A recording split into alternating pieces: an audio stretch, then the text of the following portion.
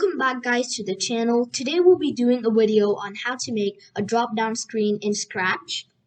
First, we must know what a drop-down screen is. A drop-down screen is basically a screen that drops down or glides down when you click on the stop button. For today's video, I'll be using the project's Apple Catcher, which I also made a tutorial on in this channel. Let me first show you a demo.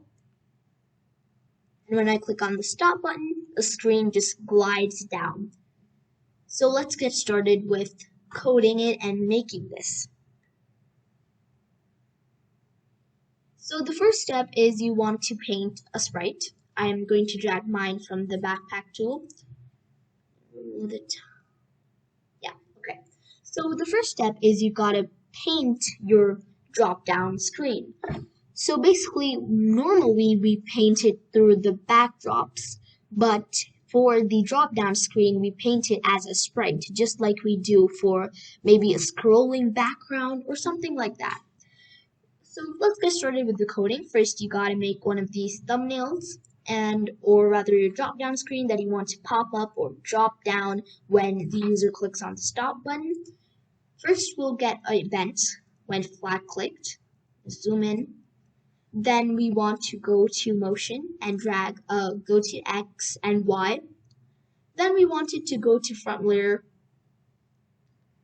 And then we want it to hide. And then forever we want it to reset the timer. So forever it has to reset the timer basically. We'll find one of these reset timers in sensing. And once the timer is greater than 0.1, we want it to go to 0, x to 0, and y about 300. And then we want it to show and glide to 0, x 0, and y 0. So basically we're going to have to put what I just said into code. So when loudness, I'm going to change loudness to timer. When timer greater than 0.1, we want it to go to x 0 and y 300. And then we want to go to looks and drag a show. And then we want to glide to 0, 0. So that basically does the drop down. So glide 0.5 seconds to 0, 0. And that completes the drop down tutorial. Before we end this video, let's check whether our code is right. And when I click on stop, the screen drops down.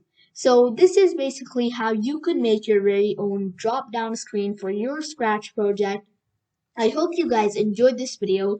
Don't forget to subscribe, like, and share our videos to others. And I'll see you guys next time. Bye and Scratch on.